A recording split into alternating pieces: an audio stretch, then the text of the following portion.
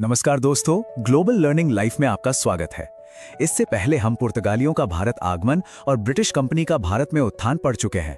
आज हम पढ़ेंगे भारत में फ्रांसीसियों का उदय। देखिए, जब दूसरी यूरोपीय ताकतें भारत में अपनी जड़ें जमा रही थीं, तब फ्रांसीसी इस दौड़ में थोड़ा देर से शामिल हुए, लेकिन उनके इरादे बहुत बड़े थे और उनकी महत्वाकांक्षा भी कम नहीं थी। तो आइए देखते हैं कि शक्तिशाली दावेदार ने भारत में अपनी कहानी की शुरुआत आखिर की कैसे। तो देखिए, कहानी शुरू होती है साल 1664 से। उस वक्त फ्रांस में राजा थे लुई 14वें, एक बहुत ही ताकतवर शासक। उनके एक मंत्री थे कॉल्बर्ट। उन्होंने ही एक कंपनी बनाई जिसका नाम था द कंपनी फ्रांसिस दिस इंड ओरिएंटल्स। अब यहाँ एक बहुत बहुत जरूरी बात है, ये जो कंपनी थी ना, ये कोई प्राइवेट कंपनी नहीं थी, ये सीधे सीधे सरकार चलाती थी। मतलब ये एक सरकारी कंपनी थी, और ये बात आप याद रखिएगा, आगे चलकर उनकी पूरी कहानी में एक बहुत बड़ा रोल प्ले करेगी। खैर, 1667 में उनका पहला जहाज भारत पहुंचा और देखते ही देखते 1668 में सूरत में और फिर 1669 में मसूलीपट्टनम में उन्होंने अपने पहले कारखाने खोल दिए। ये सिर्फ दो फैक्ट्रियां नहीं थीं, ये एक बहुत ही सोची समझी चाल थी। सूरत पश्चिमी तट पर व्यापार का एक बड़ा गढ़ था और मसूलीपट्टनम पूर्वी तट पर। मतलब इन दोनों जगहों पर अपनी मौजूदगी दर्ज करा के फ्रांसीसी भारत के दोनों समुद्री किनारों पर अपनी पकड़ बनाना चाहते थे, ताकि व्यापार के पूरे नेटवर्क पर उनका दबदबा कायम हो सके। लेकिन फ्रांसीसियों का इरादा सिर्फ व्यापार करने का नहीं था। उन्हें चाहिए था एक शक्ति का केंद्र, एक ऐसा किला जहां से वो भारत में अपने साम्राज्य का सपना पूरा कर सकें। और उस सपने का केंद्र बना पौंडीचेरी। बात है 1673 की। एक बहुत ही चतुर डायरेक्टर थे फ्रैंकोइस मार्टिन। उन्होंने सूबेदार शेरखान लोधी से एक छोटा सा गांव ले लिया। उस वक्त शायद ही किसी ने सोचा होगा कि यही छोटा सा गांव एक दिन भारत में फ्रांसीसी ताकत का सबसे बड़ा गढ़ बनेगा, जिसे आज हम पांडिचेरी के नाम से जानते हैं। मार्टिन ने यहीं पर फोर्ट लुइस बनवाया और इसे भारत में अपनी सभी बस्तियों का हेडक्वार्टर बना दिया। पांडिचेरी को अपना बेस बनाने के बाद फ्रांसीसियों ने अपना विस्तार शुरू किया।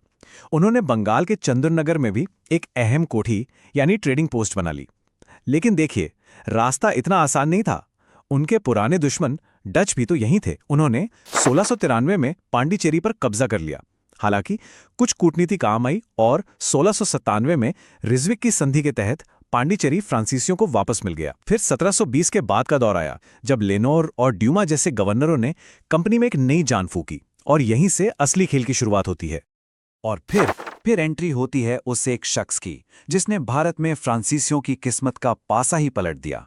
नाम था जोसेफ फ्रांसवा डुप्ले, एक ऐसा गवर्नर जिसके आने के बाद फ्रांसीसी ताकत अपनी बुलंदियों पर पहुंच गई। कह सकते हैं कि यहीं से शुरू हुआ डुप्ले का युग। अब हुआ ये कि यूरोप में ऑस्ट्रिया में गद्दी के लिए लड़ाई छिड़ गई और उसकी आग हजारों मील दूर भारत तक पहुंच गई। अंग्रेजों ने मौके का फायदा उठाकर फ्रांसीसी जहाजों पर हमला कर दिया। यहां डुप्ले ने जो किया वो किसी ने सोचा नहीं था।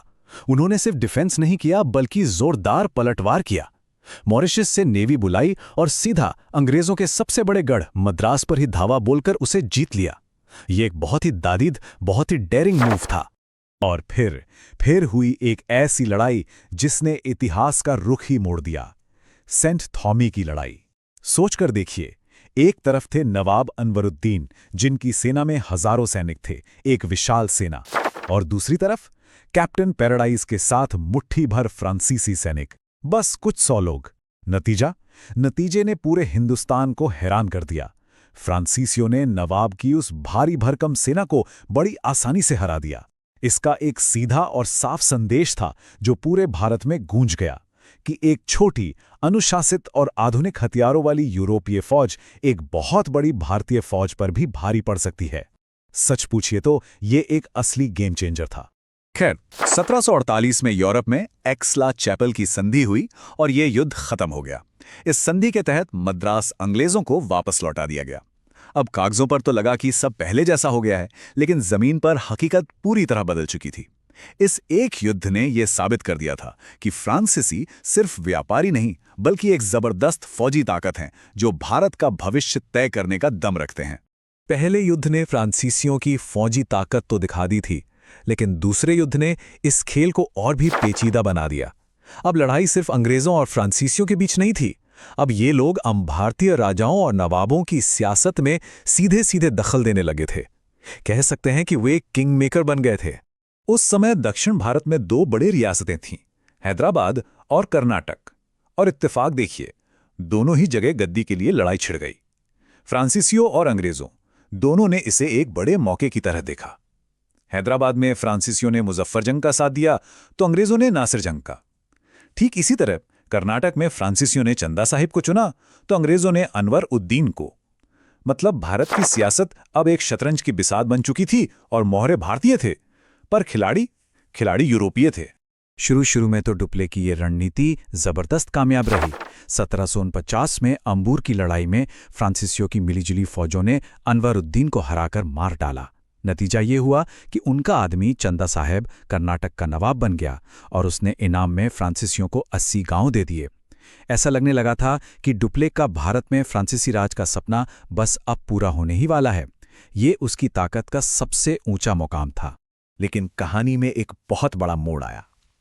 ठीक उसी वक्त जब फ्रांसीसी अपनी कामयाबी के शिखर पर थे, पेरिस में बैठी उनकी अपनी सरकार ने एक ऐसा फैसला ले लिया जो सब कुछ बर्बाद करने वाला था।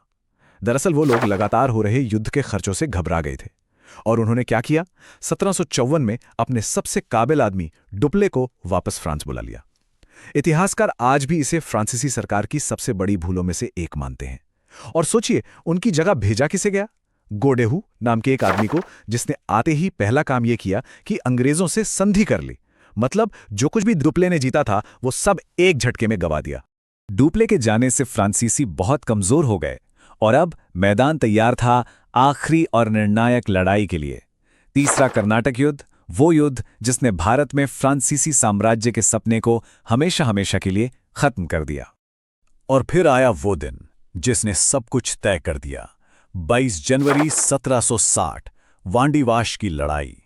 अंग्रेज जनरल आयरकूट ने फ्रांसीसी सेना को बुरी तरह से हराया, यहां तक कि फ्रांसीसी जनरल बुसी को भी पकड़ लिया गया। ये सिर्फ एक हार नहीं थी, ये फ्रांसीसियों के लिए एक तबाही थी। और एक साल के अंदर ही 1761 तक फ्रांसीसियों का हेडक्वार्टर पौंडीचेरी भी अंग्रेजों के कब्जे में आ गया। बस खेल खत्म हो चुका था। इस जंग का औपचारिक अंत हुआ 1763 की पेरिस की संधि से, और इस संधि ने भारत में फ्रांसीसी सपनों के ताबूत में आखिरी कील ठोक दी। हाँ, उन्हें पौंडीचेरी और चंद्रनगर वापस तो मिल गए, लेकिन एक बहुत ही सख्त शर्त के साथ कि अब वे भारत में ना तो कोई सेना रख सकते हैं और ना ही अपने किलों की किलेबंदी कर सकते हैं। फ्रांसीसी साम्राज्य का सपना चकनाचूर हो चुका था। वो अब सिर्फ व्यापारी बनकर रह गए थे। तो सवाल उठता है कि आखिर फ्रांसीसी हारे क्यों?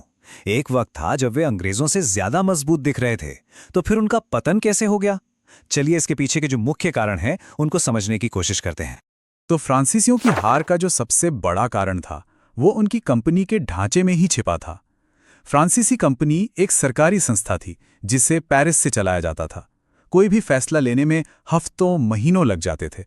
वहीं दूसरी तरफ अंग्रेजी कंपनी एक प्राइवेट कंपनी थी। वो बहुत तेजी से फैसले लेती थी क्योंकि उसका मकसद सिर्फ मुनाफा कमाना था। बस यही बुनियादी फर्क मैदान जंग में बहुत भारी पड़ा। इसके अलावा भी कई बड़ी वजहें थीं। पहली, अंग्रेजों की नौसेना बहुत ज्यादा ताकतवर थी। वो समुद्र से फ्रांसीसियों की रसद और मदद आसानी से काट सकते थे। दूसरी वजह थी पैसा। अंग्रेजों ने अमीर बंगाल पर कब्जा कर लिया था, जिससे उन्हें लड़ाई के लिए बेहिसाब दौलत मिल रही थी, जबकि फ्रांसीसी दक्कन की उलझी हुई सियासत में ही फंसे रह गए। और आखिर में लीडरशिप। अंग्रेजों के पास क्लाइव, लॉरेंस, आयरकूट जैसे एक से बढ़कर एक काबिल जनरल थे। वहीं फ्रांसीसी सिर्फ एक ही आदमी पर निर्भर थे, डुप्ले। और जब उन्होंने उसे ही खो दिया तो उनकी हार लगभग तय हो गई। इतिहासकार अल्फ्रेड लायल की एक बात इस पूरी कहानी का निचोड़ बता देती है। वो कहते हैं, डुप्ले ने भारत में जीत की चाबी मद्रास में ढूंढी, लेकिन क्लाइव ने उसे बंगाल में पा लिया। मतलब सारा खेल सही वक्त पर सही जगह पर अपने संसाधन लगाने का था, और इस खेल में अंग्रेज फ्रांसीसियों से कहीं आगे निकल गए। तो अंत में हम यही कह सकते हैं कि इन कर्नाटक युद्धों ने ही यह तय किया कि हिंदुस्तान का अगला मालिक कौन होगा। फ्रांसीसियों की हार ने भारत में ब्रिटिश राज के लिए रास्ता बिल्कुल साफ कर दिया। इस एक टकराव ने आने वाली सदियों के लिए इस उपमहाद्वीप का भविष्य हमेशा के लिए बदल दिया। लेकिन एक सवाल आज भी रह जाता है, अगर डुप्ले को वापस न बुलाया गया होता तो क्या आज का इतिहास कुछ और होता?